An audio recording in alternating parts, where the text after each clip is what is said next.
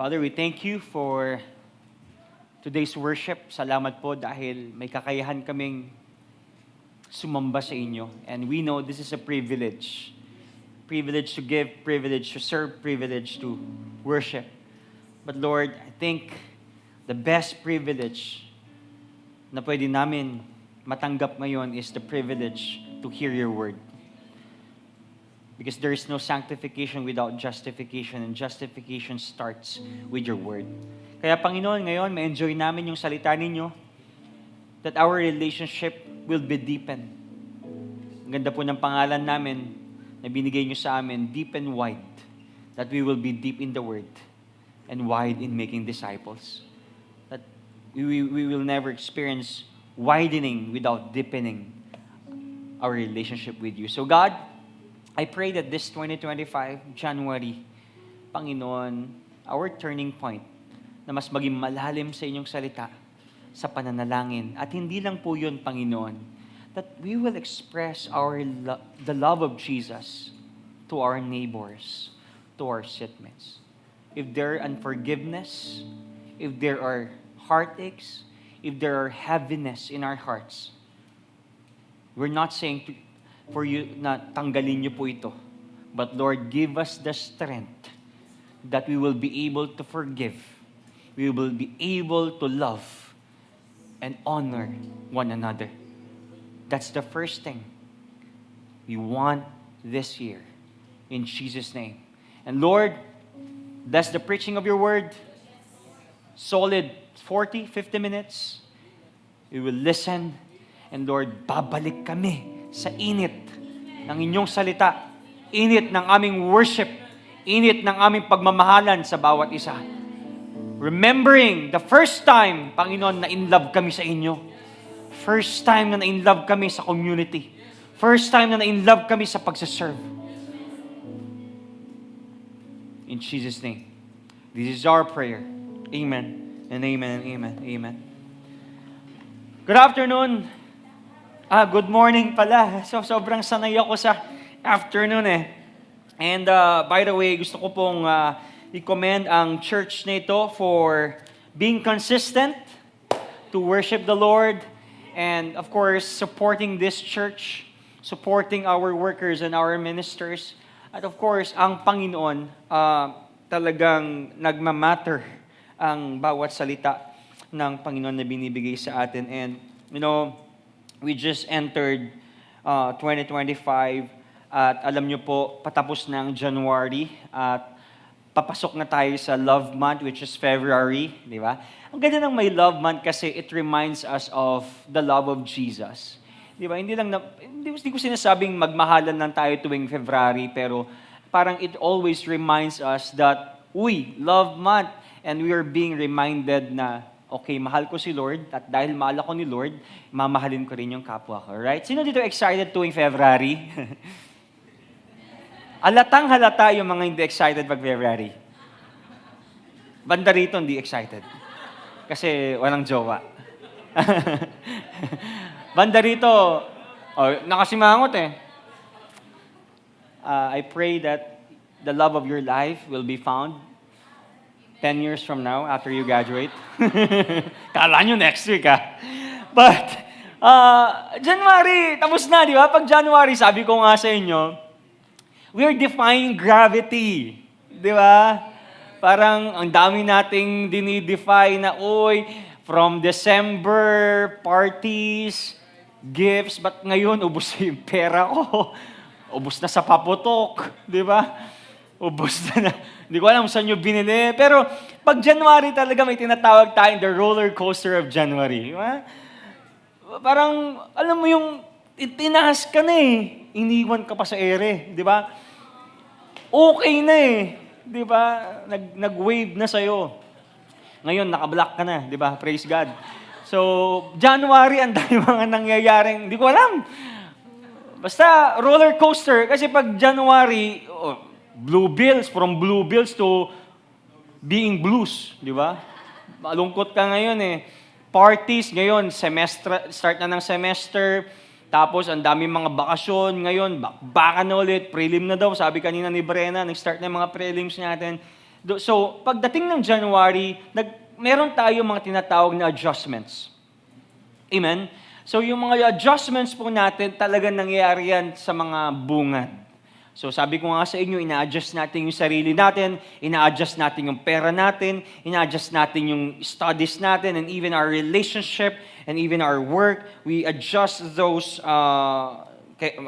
stuff. But, of course, pag may adjustments, kailangan dapat naka-align yung mga adjustments natin. Di ba? Sa ortho, I'm not a dentist, but our family are dentist. Family namin dentist. Pag sa ortho, may mga adjustments kayo, di ba? Hindi porket in-adjust mo, adjust mo lang. Kaya ko mag-adjust eh. Gusto mo na, Rolinda, adjust kita? Pero may mga alignments. Di ba? Just because you adjusted this year, doesn't mean you're already aligned.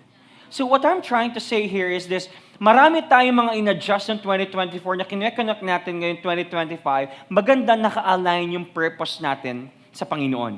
What we have to do is, kaya sabi ko, first things first, we have to read the Word of God, pray to God, and hear His Word so that our purpose and His will be aligned to His purpose.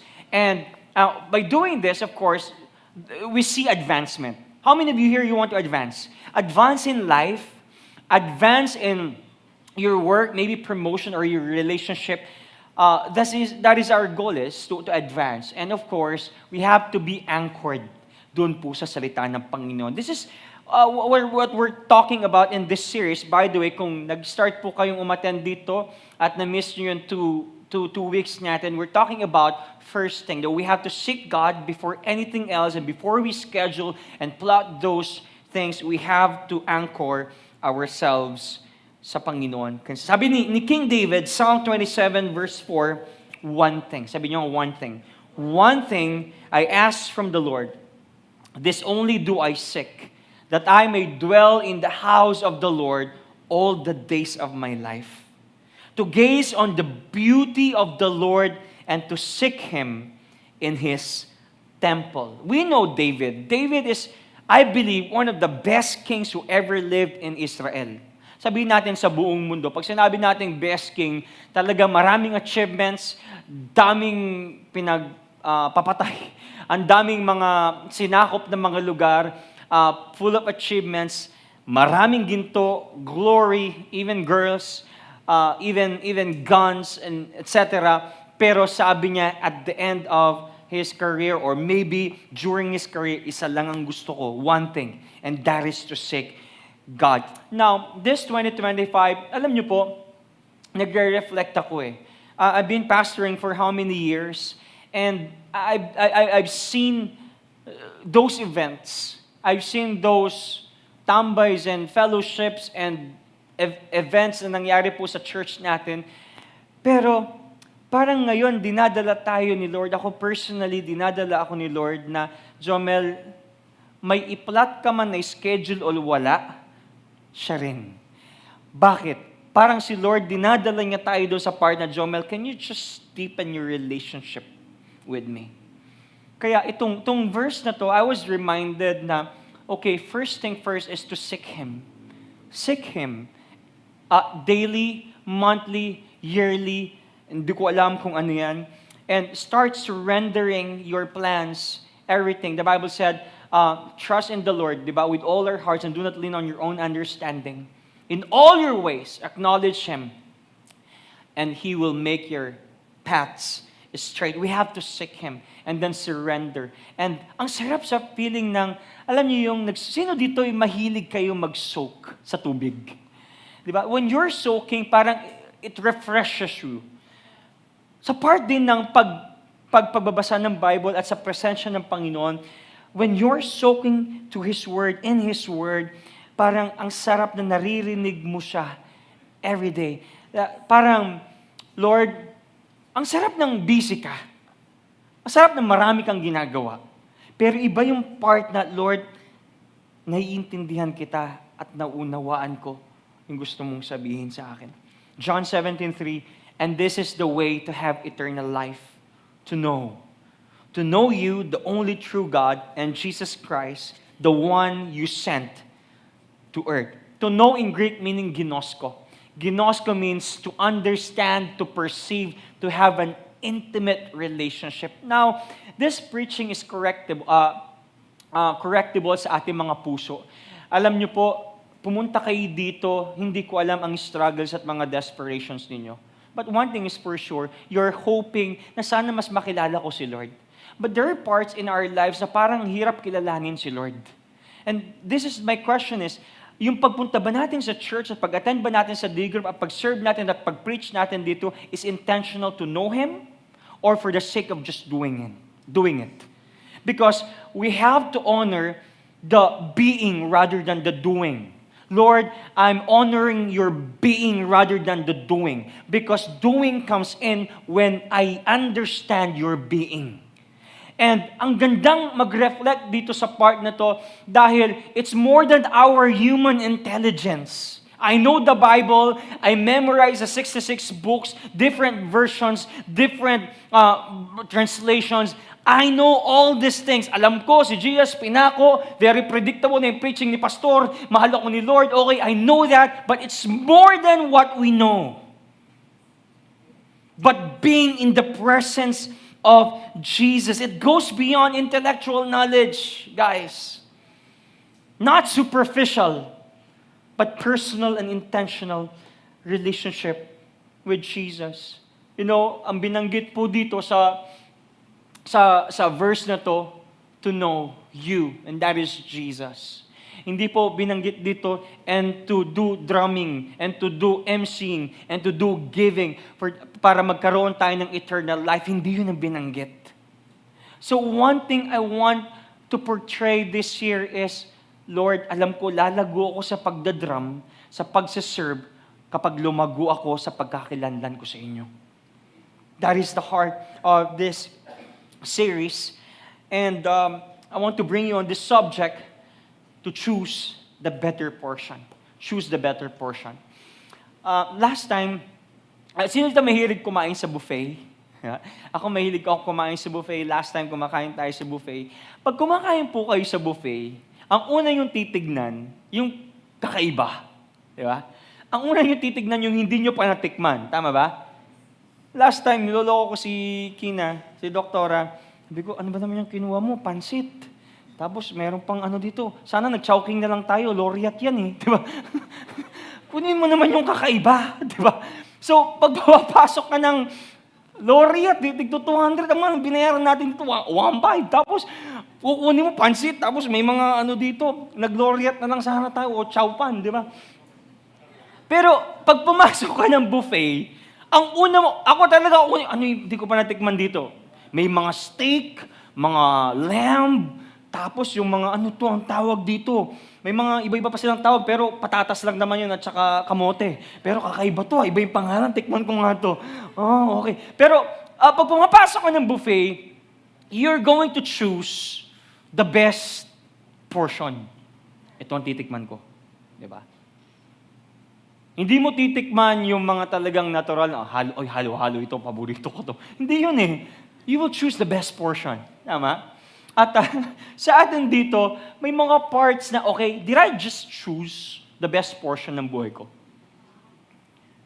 And this message will run with this title.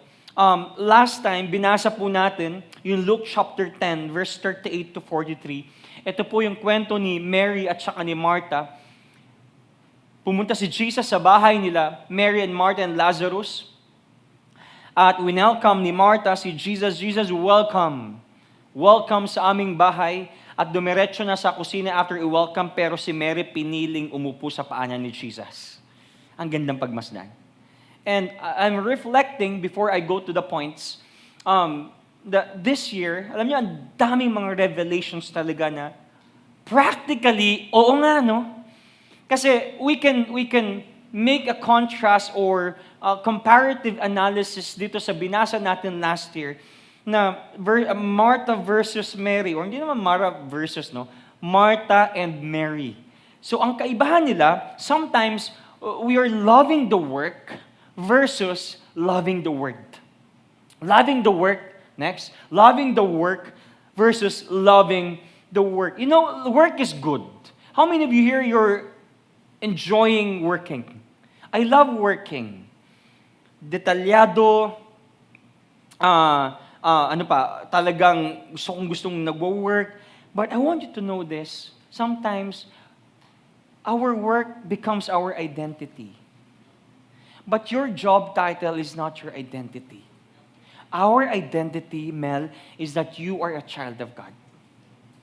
Saan mo makukuha yun? Sa word ng Panginoon.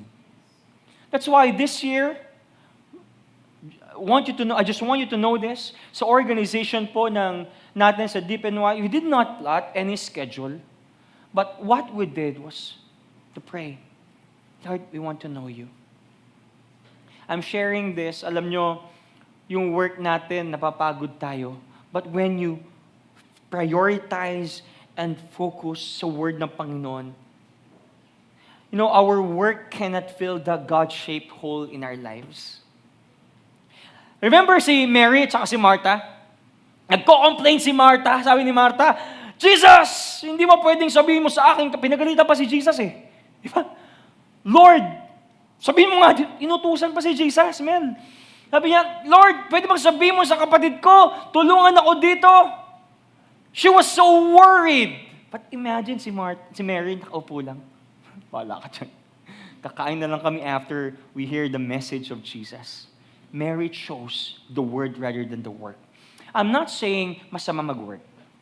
I'm not saying huwag kayo mag-work. I'm not saying huwag kayo mag-aral.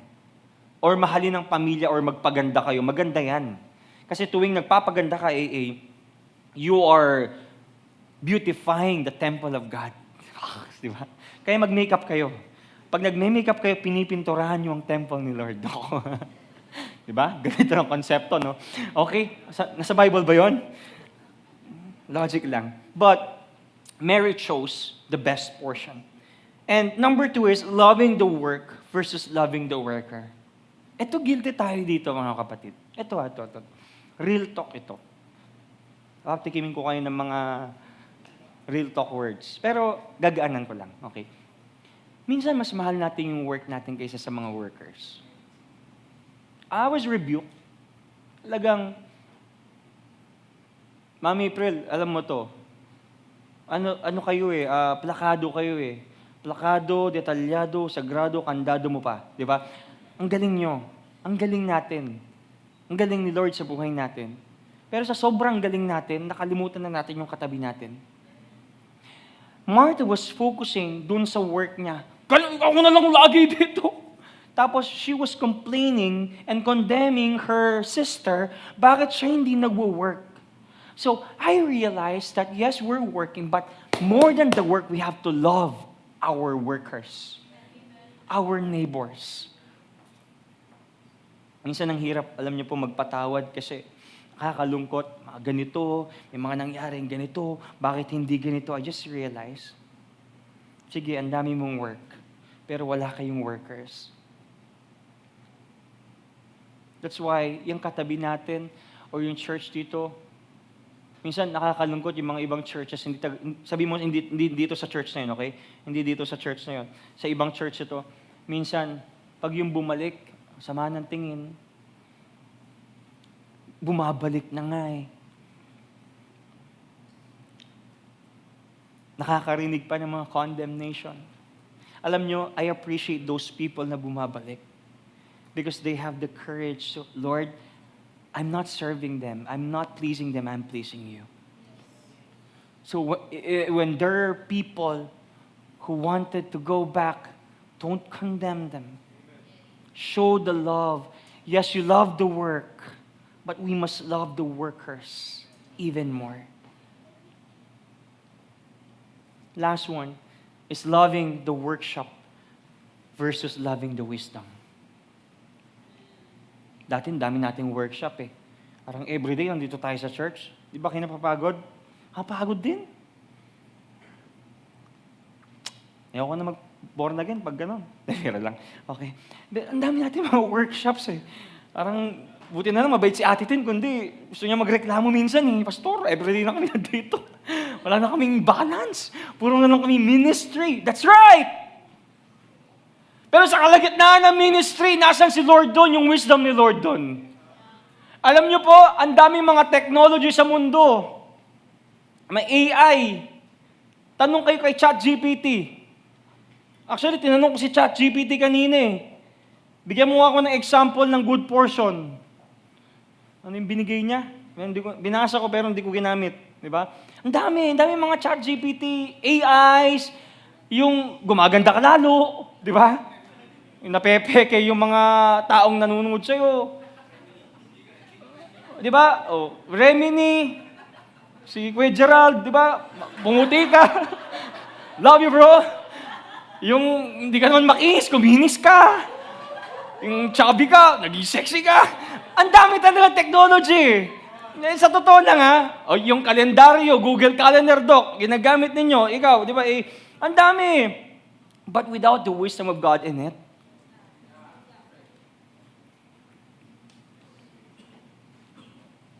sino dito nagtitesis? And 90% of your thesis is from AI. Diba? Pero kung walang wisdom si Lord, sa'yo, you don't know how to ask questions from ChatGPT, that's useless. So what I'm trying to say here, yes, mag-work ka 24/7. Wala ang wisdom ni Lord, walang magbabago. Ang galing ng wisdom ni Lord this year eh. Na parang, diyan lang kayo mag-plot ng schedule. Ilan ang plinat yung EGR last year? 3. Ilan ang di nangyaring EGR last year? 3. But right now, we're improving in prayer. I'm so proud last Saturday. Nag-pray yung mga youth sa prayer breakfast prayer. Kasi may pasopas, sabi lang. But we're improving in prayer. Amen? So, we have to love the wisdom of God rather than workshops. Sabi ni St. Augustine, nag-email siya sa akin, to fall in love with God is the greatest of all romances. Sarap. To seek Him, the greatest adventure. To find Him, the greatest human achievement. Sino dito kinikilig sa mga jowa nila? Kinikilig ka ba, Tintin?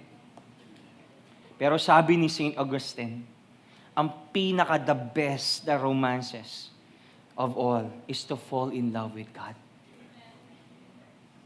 Sino dito in love kay God? Masarap ba in love kay Lord? Pag yung ninamnam mo yung word, Lord, grabe yung word mo. Alam niyo, ito po ang laman ng prayer ko sa church natin ngayon. Alam ko, we're all busy and we're doing something great sa ating future. Pero Lord, sana mahalin namin kayo. That Lord, we will prioritize you. You know, if you're going to read the patterns sa churches in the early church or sa first century Christianity, tuwing may paglago, sobra nilang minamahal yung word ng Panginoon. Look at this in Acts chapter 2, verse 42. And they devoted themselves to the apostles' teaching and the fellowship, to the breaking of bread and the prayers. They devoted themselves to the apostles' teachings. That is the good portion. Hebrews 10, not to neglect the meetings. Amen. The pattern of growth in the early church and today is being devoted to apostles' teaching. Si Peter po, nag-preach siya ng isang sermon, 3,000 ang naligtas. Why? They were preaching the apostles' teaching. So the foundation of the church really is the apostles because of, their teachings. Luke 10, 41, 42. But the Lord answered her, Martha, Martha, you are anxious and troubled about many things. But one thing, hindi sinabi ditong somehow, or 2 things, or 3 things, I don't know. But one thing is necessary, Mary has chosen the good portion, which will not be taken away from her. Pag sinabi po natin good portion, it means you are choosing the word of Jesus. Because yung word ni Jesus ay may eternal value. I stopped collecting shoes lately. Kasi nakaka-discourage kasi alam niyo yung kinokolekta ko, dakal ko na nangongolekta, may 12 years na, 15 years na, pero yung mga kinolekta ko na mga 10 years na, sira na ngayon. Tignan niyo sa mga applications ng mga Nike and mga Titan, may bago ngayon, bukas may bago ulit. So if you will not be content, then buy ka ng buy mode. But choosing the good portion, which is the Word of God, it is eternal, na hindi pwedeng kunin sa atin. That's why number one, how I want to highlight here is, choose the good portion. Sabi mo sa katabi mo, choose the good portion. Choose the good portion. Many of us are swayed. This is very practical. I can preach this to you without an outline. Many are swayed today, mga Christians. Maalis sa church, they're losing their faith. Hindi ko sinasabing nawawala yung kaligtasan, but they're losing their faith. They're losing their trust. Or maybe, nanlalamig because they're not rooted in the Word of God. Mansin niyo yung mga taong sobrang lalim sa Word ng Panginoon. Ma-offend man, magkamali man. The Bible said, the righteous man will fall 7 times, but on the 8th, he will rise up. Because they're rooted in the Word of God. Guys, sino dito gusto magpatuloy sa Panginoon? Simple lang. Be rooted in the Word of God.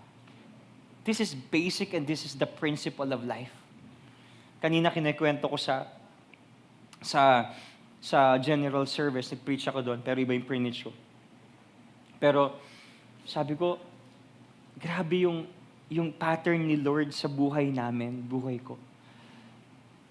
Kasi ang daming nangyari sa buhay. Pero yung mga kids ninyo, Lorden, si Lorden, yung kids service na ginagawa ninyo, they're being rooted.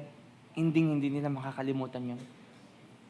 Alam nyo, nung nagkikids kami, teacher ko pa si Teacher Jack, Vic, tsaka si Roger. Hanggang ngayon, bit-bit ko yung mga turo nila. Kaya nung nagpunta akong Manila, na-swayed ako, yes, pero bumalik pa rin ako kasi, Lord, I love your word.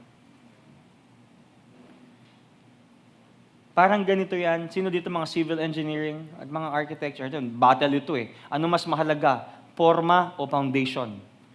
Both. Diba? Parang ganito yan. Kahit na maporma ang bahay, kung hindi matibay ang pundasyon, mawawala.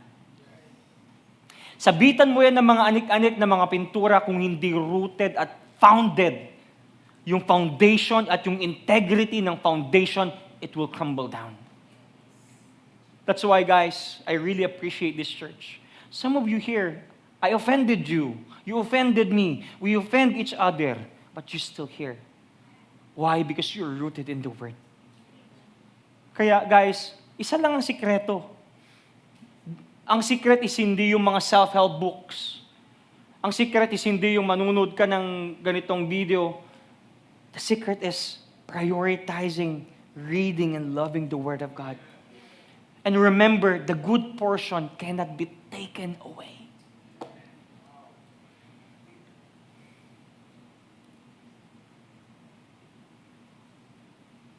Ang daming mga nawawala sa buhay natin.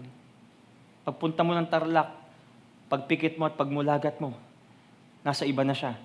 Pero yung word ni Lord cannot be taken away. Sabi mo sa katabi mo, Amen. Huwag kang pipikit. So you will not miss a thing. I don't want to close my eyes. Because I don't want to miss a thing. Which ang softy H pa yun, ha?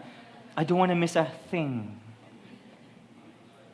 Choosing the better option is not about doing more. Guys, ito guys, ako pipiliin ko yung best portion kasi marami akong ginagawa. That's not the best portion. Si Martha, she chose to work. Akala niya, mas matindi yung ginagawa niya kaysa kay Mary. But one thing, ang ginawa lang ni Mary to sit and listen, that is the good portion. Akala natin pag hawak natin yung production, hawak natin lahat ng BDC, hawak ko lahat, I can control them, this is the good portion. No. Choosing the better portion is not about doing more, but about being present with Jesus. Ang simple. Ang sarap bumalik sa simpleng preaching, no? That we are being reminded. Now, in John chapter 12, verse 1 to 2, tingnan niyo po ito. Basahin lang natin. 6 days before the Passover, bago mamatay si Jesus, Jesus therefore came to Bethany where Lazarus was, whom Jesus had raised from the dead. So they gave a dinner to him, for him. There, Martha served, and Lazarus was one of those reclining with him at the table. Ito bang time na to, Pastor Jomel, tapos na yung part na nirebuke ni Jesus si Martha kasi nag-work siya? Yes, tapos na. 6 days ito bago mamatay si Jesus. Pero makikita nyo dito, si Martha gustong-gusto talaga nagsaserve. Nakalagay yung Martha served. But this time, hindi na siya nagko-complain. Praise God! Palakpakan naman natin si Martha. Hindi na siya nagko-complain. Because he was rebuked. She was rebuked. And Lazarus, one of those reclining with him at the table. Martha really loves serving. But this time, hindi na nagko-complain. Why? She heard the word of God. Context, 6 days bago ipa ako sa krus si Jesus. At context, bago chapter 12, chapter 11. Galing mo, Danny. Kasi sa chapter 11 ng John, dito binuhay ni Jesus si Lazarus. Remember, nung na-late si Jesus, akala ni Martha, Jesus, kung nandito ka lang, hindi sana nanisi pa. Di ba? Pero this time, wala na. They were rejoicing. And after some time, during this celebration in chapter 12 ng John, ganda. Bago mo nga ipalabas yung point, dun nga sa verse 3. Mary, therefore, verse 3 tayo, verse 3, okay? Okay? Okay pa ba kayo dyan? Ayan, okay. Mary, therefore, eto na, they're celebrating 6 days prior the death of Jesus. Mary therefore took a pound of expensive, sabi nyo, expensive ointment. Good. Ganda ng pronunciation mo dyan, Ate Bea. Made from pure nard, and anointed the feet of Jesus and wiped his feet with her hair. The house was filled with the fragrance of the perfume. Tanong, sino yung umupo sa paanan ni Jesus nung bumisita si Jesus sa bahay nila Mary? Mary. Ngayon, sino ang nag-worship kay Jesus? Si Mary. Number 2, I want to highlight here, this year, we have to crave to worship and honor Jesus. Alam nyo guys, when you understand Jesus, when you ginosko Jesus, when you understand His love, you will worship Him. At ang maganda po dito, makikita natin, si Mary, inoffer niya yung napaka-expensive na perfume. Sabi ng mga scholars, galing ito sa India or China. Noon pa lang may China products na, okay? Chinese products na. But take note, this is expensive. Sabi dito, very expensive. How much it costs? Magkano to? 1 year salary. Magkano 1 year salary ngayon? Kung tatanungin mo si Ate Tin, baka 1 million. Sadong all. Di ba? Kasi kami mga minimum wage earner lang. Let's say, minimum wage earner. Ang sinasahod ditong si Mary, 180,000 pesos. Hindi ko alam saan kinuha ni Mary yun. And take note, walang trabaho ang mga babae nun. I can imagine, baka itong si Mary, Inheritance niya sa mga magulang niya, tapos binenta niya at bumili ng pabango at inalay kay Jesus. Very expensive, very costly, and probably her whole fortune and inheritance. And then gave it to Jesus. And nakakapagtaka dito, sa chapter 11 ng John 11, chapter 11, bakit hindi inoffer ni Mary yung mamahalin na pabango kay Lazarus nung namatay? Bakit kay Jesus? Mary knows whom to invest. Mary knows kung kanino niya ipaprioritize yung kanyang yaman. Take note, 6 days bago mamatay si Jesus dito, di sana kung mahal mo yung kapatid mo, dapat ibinuhos mo rin sa kanya yon. But this time, binigay ni Mary kay Jesus yung napaka-expensive na pabango. Why she was so generous? Simple lang po, because she devoted herself to Jesus. When you sit at the feet of Jesus, you develop love. When you sit at the feet of Jesus, you develop intimacy, an intimate relationship and generosity. Alam niyo yung mga tao pong mapagpatawad, ito yung mga naintindihan si Jesus. Bakit kita hindi papatawarin? Pinatawad lang din naman ako. Bakit ako magagalit sa iyo at bakit kita i-condemn? Hindi nga ako kinondemn ni Jesus nung baruba lang buhay ko eh. Alam niyo, ito, real talk. I can preach this without an outline. Tignan ninyo, mga kapatid. I hope ma-appreciate natin ang buhay, the brevity of life. Next brevity, no? The shortness of life. Tignan mo yung katabi mo. Mukhang malungkot, hindi? Lungkot. Alam ninyo, ito Matt, are you happy? Oh, parang, di ba? May pumipigil eh.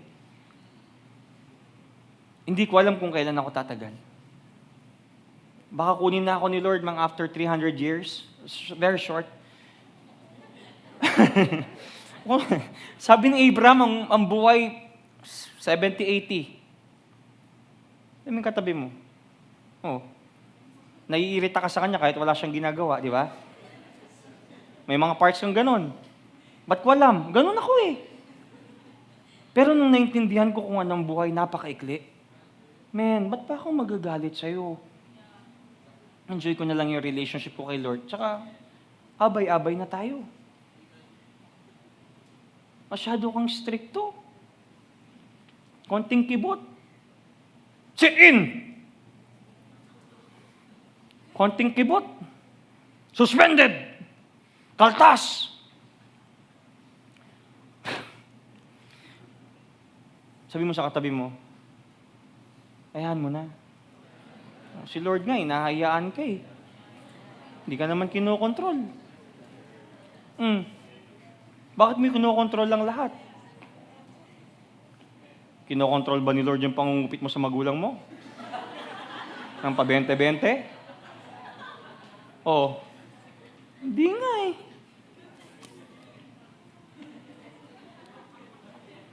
Oh, tapos ikaw ngayon, na-late lang, 2 minutes. Sabi sa Bible! Sabi sa Bible. Hindi ka naman nagbabasa ng Bible eh.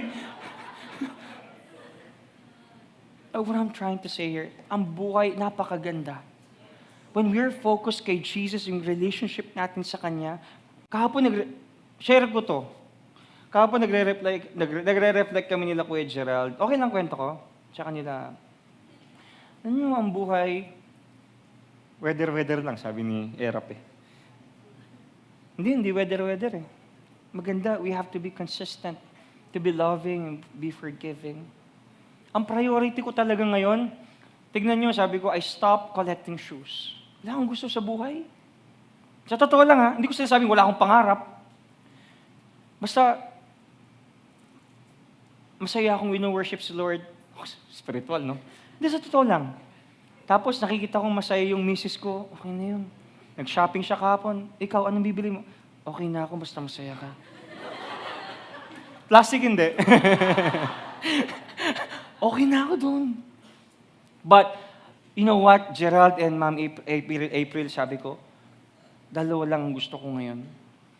Yung palalimin ko yung relationship ko kay Lord. At saka makapag-build ng maraming relationship sa iba. I am enjoying my relationship with my biyanan, with my family. Kaya pag nag-uusap kami nila, Doc, pupunta kami doon, makikipamangan ako, di ba? Makikikain ako, nandito ka, makikikain ako, di ba? Pero ang habol ko talaga yung, anong chismis ngayon? Kamusta sa clinic ngayon? Ang saya! Tapos pinag-uusapan namin kayo, di ba? Chichismisan namin. Biro lang. Pero totoo yun. Okay. Ang saya! We have to build bridges and connect. Alam mo yun, kung ano yung mga nangyari, Lord, ang saya ng walang iniisip.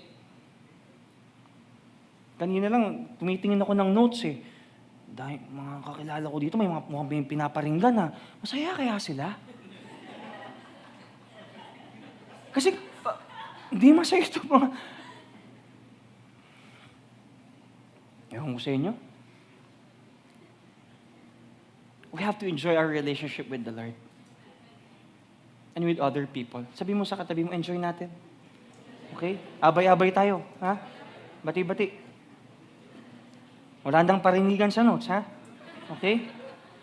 Ano tayo, pag na-open kita, correct mo ako. Amen, Jian? Parang may hinang amen dito, ha? Ha? May galit pa kayo sa katabi niyo. Bakit ko sinasabi to? Tignan niyo to, ha? Ang ganda ng contrast, si Mary umupo sa paanan ni Jesus noong chapter 12, nag-offer ng expensive na perfume, tapos ginamit yung kanyang buhok para punasan. Hindi ginagawa ng normal na babae yun. Pero tignan nyo na, ito na. Ito na yung pinaka-highlight dito. Best friend nyo to. In verse 4, but Judas Iscariot. Ay, hindi niya best friend to. Tama nang magkakilala lang kami. Dati po. Okay. Okay, but Judas Iscariot, one of his disciples, he who was about to betray him, said, "Why was this ointment not sold for 300 denarii and given to the poor?" You know, Judas questions the act. At ang maganda kay Judas, ang galing ni Judas, updated sa pricing, ha? Ang galing sa sales. Alam niya kung magkano. Uy, 300 denarii yan, ha? At alam niya. Pero nakakalungkot. Alam niya yung presyo, pero hindi niya alam yung cost ng pag-worship sa Panginoon. Because Jesus deserves that. Oh, walang masasaktan, ha? Walang pinapatamaan dito. Hindi kayo ito. Look at this. Counterfeit Christians can be sound spiritual. But they don't know how to worship and love other people. Sometimes, counterfeit Christians, they know the language and behaviors associated with faith. But the true spirituality is seen in consistent Christ character, love, and humility. Alam niyo, nakakalungkot, no? Dami tayong nakikita sa Facebook, mga posts. Yung worldly nagiging parang Christian. Yung mga Christian parang nagiging worldly. Ano ba talaga? There's no consistency. Really, counterfeit Christians, they know the word. They know the language. They're wearing those t-shirts, Team Jesus, number 7. Tapos nung kinat ng truck driver, pinagmumura, naka-Team Jesus. Ay! Naka-Team Jesus ka.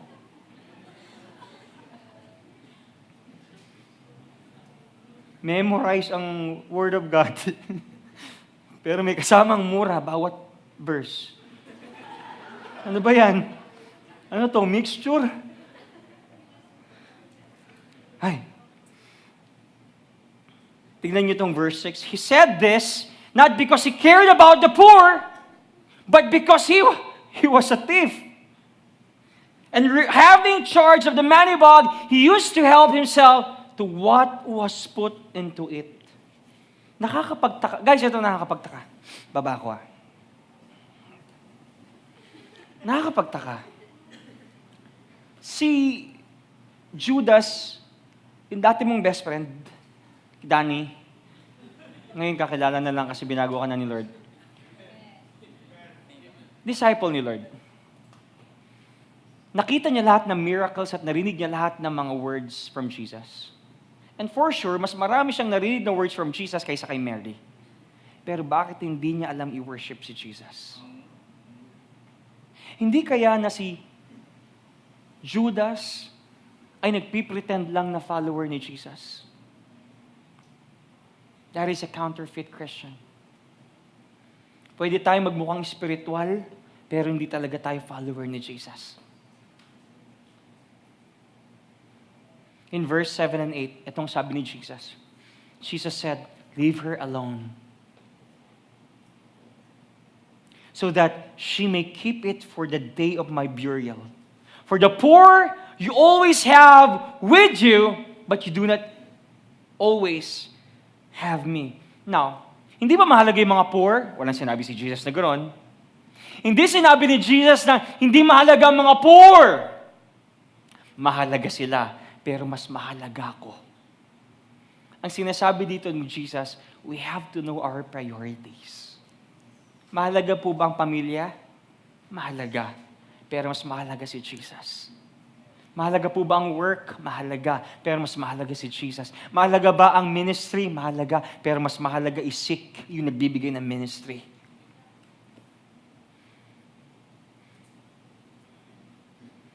In Mark 14:6-8, but Jesus said, "Leave her alone. Why do you trouble her?" Ang ganda nito. "She has done a beautiful thing to me. For you always have the poor with you, and whenever you want, you can do good for them, but you will not always have me." Verse 8, "She has done what she could. She has anointed my body beforehand for my burial." Guys, if you're going to reflect to these verses, si Jesus, hindi niya kinomend at hindi nagbigay na any commendation si Jesus sa mga disciples. Ang tanging binigyan lang ni Jesus ng commendation was Mary. So makikita natin dito, God commended yung mga beautiful devotions natin. God appreciates that. Amen? Sabi dito ni Jesus, "She has done a good thing to me." Next na po, yung point number 3, last na to.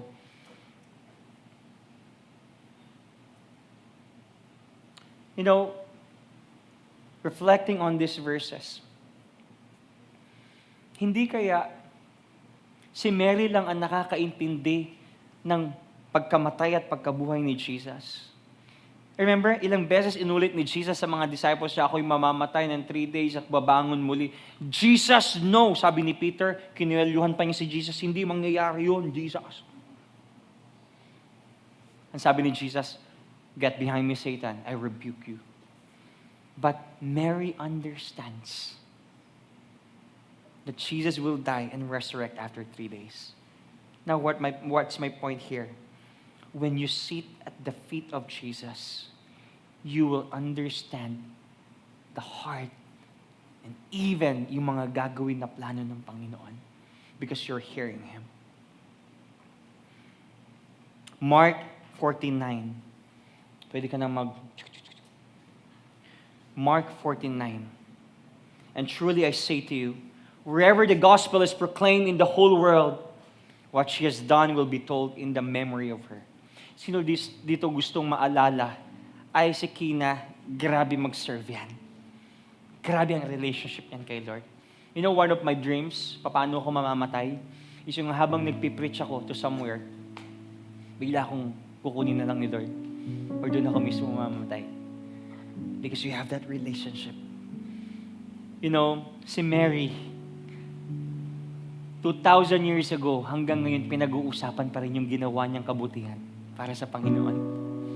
si Judas 2,000 years ago at hanggang ngayon pinag-uusapan pa rin kung paano niya binenta si Jesus.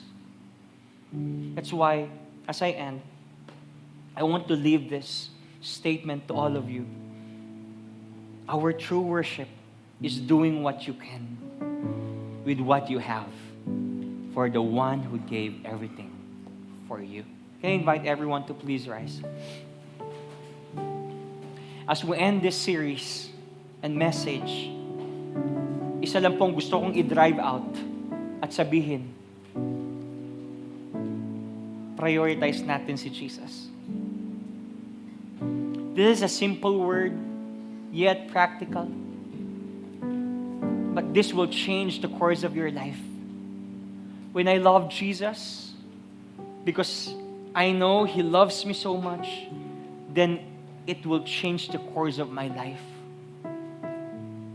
That unforgiveness, that hatred, that insecurity, that pride,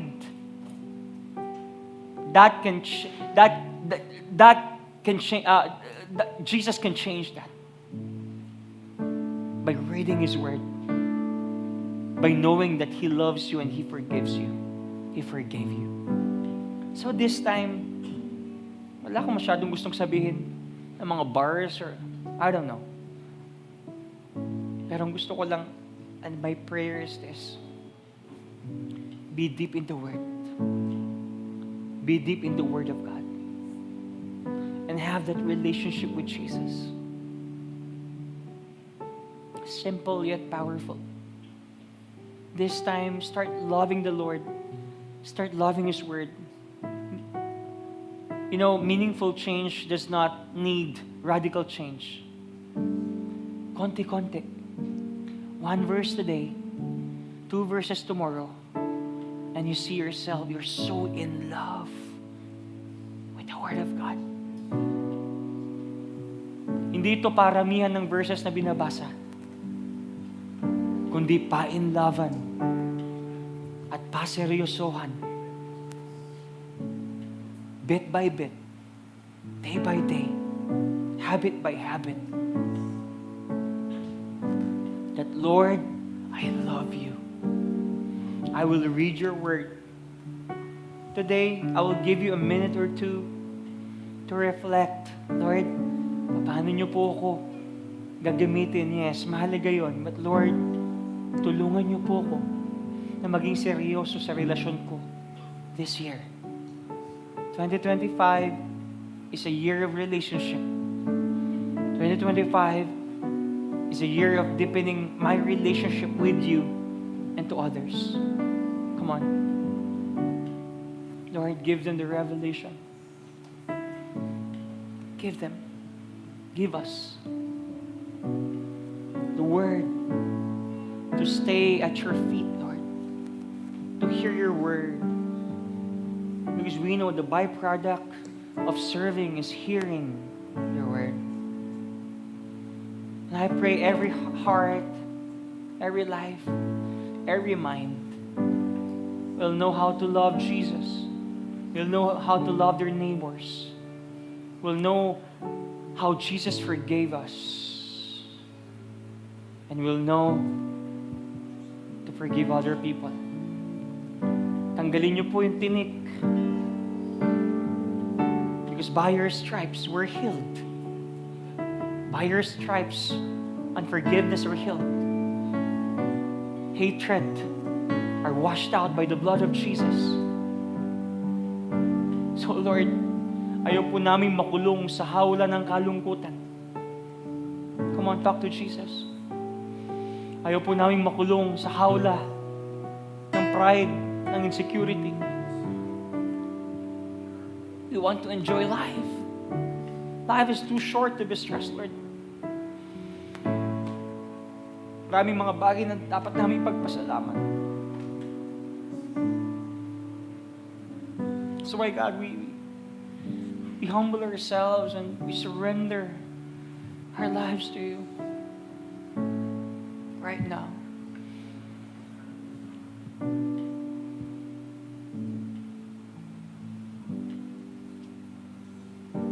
want to start anew, Lord. Bless niyo po kami. Through your word, we will be sanctified. Come on, talk to Jesus. Talk to Jesus. Maybe this is the start and this is the turning point that will change the course of your life. Thank you, Jesus. I'm desperate right now, Lord. I'm hungry, Lord, with your word. Lord, create me a sense of urgency to love you every day. Even though I'm okay. Even though my life is abundant right now. Create a sense of urgency that I will seek you every day, Lord. In Jesus' name. Gusto kong bumalik dun sa love, Lord.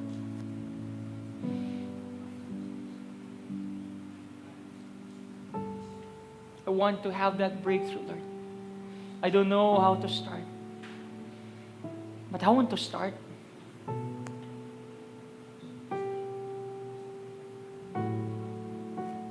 Just start. Just start.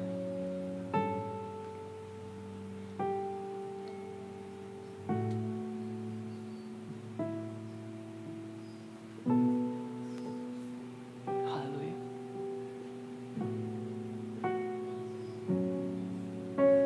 Pwede bang taas natin yung kamay natin?